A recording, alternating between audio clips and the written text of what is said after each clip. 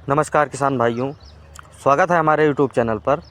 आज फिर से जुड़े हैं एक नए वीडियो में नई जानकारी के साथ, जिसमें हम जानेंगे 40-40 के बारे में कि 40-40 क्या है, क्या काम करता है, क्या डोज होता है और 5 40-40 प्रोडक्ट के बारे में। तो चलिए वीडियो को स्टार्ट करते हैं। इससे पहले अगर आप हमारे चैनल पर नए हैं तो वीडियो को लाइक कर दीजिए, शेयर कर दीजिए और सब्सक्राइब कर लीजिए। चलिए हम बात करते हैं 40-40 क्या है। तो 40-40 दो टेक्निकल का कॉम्बिनेशन है, जिसमें अगर हम बात करते हैं तो पहला आता है पेप्रोनिल प्लस इमिडा। अगर वही हम परसेंटेज में बात करते हैं तो 40% पेप्रोनिल होता है और 40% इमिडा होती है। अब हम इसके आगे बात करते हैं कि ये काम क्या करता है। तो ये एक प्रकार का कीटनाशक है, यानी पेप्रोनिल भी हमारा कीटनाशक है और इमिडा भी हमारा कीटनाशक है। और थोड़ा इसके डिटेल में बात करते हैं तो पेप्रोनिल जो होता है वो हमारा उन कीड़ों को मारता है जो कीड़े चबाते हैं या जो काटते हैं। जैसे सबसे पहले हम बात करते हैं वाइट ग्राब हो गया, दीमक हो गई, कटरपिलर हो गया जिसे हम लोग इल्ली के नाम से जानते हैं, सुंडी हो गई। और वही अगर हम इमिडा के बारे में बात करते हैं तो जैसा कि आप सभी लोग जानते हैं कि इमिडा एक रस चूसक कीटों को मारता है।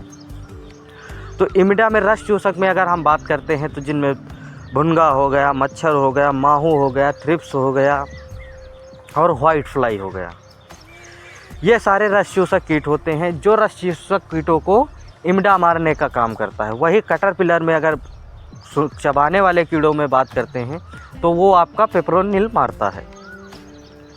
तो ये दो टेक्निकल जो जुड़े हैं, इनमें अगर परसेंटेज देखते हैं तो 40-40% का होता है, यानी 40% पेप्रोनिल और 40% इमिडा होती है, जो काफ़ी घातक कीटनाशक होता है, क्योंकि अगर कहीं भी ये डाल दिया जाता है तो कीड़ों का नामो निशान मिटा देता है।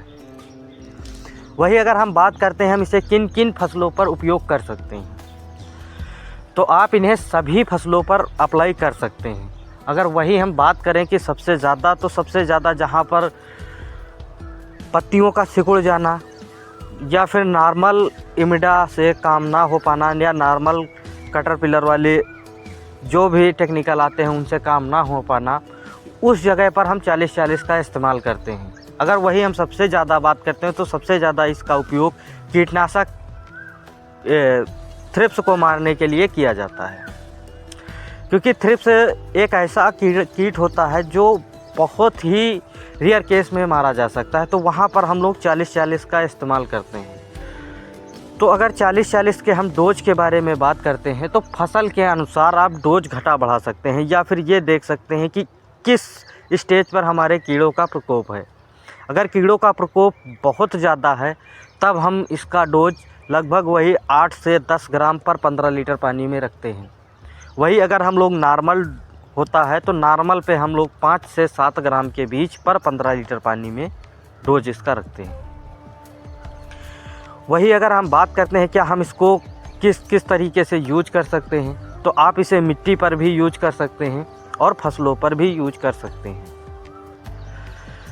तो क्या इसके साइड इफ़ेक्ट होते हैं? अगर साइड इफ़ेक्ट के बारे में बात करते हैं तो इसका कोई विशेष साइड इफ़ेक्ट नहीं होता है। बस इसे एक चीज़ का विशेष ध्यान रखना होता है, फूलों वाली फसलों पर ना डालें, क्योंकि जब फूल होते हैं उस समय इसका उपयोग कम डोज पर करें ताकि फूल ना गिरे, क्योंकि इसमें 40-40 का टेक्निकल बहुत ही पावरफुल टेक्निकल माना जाता है।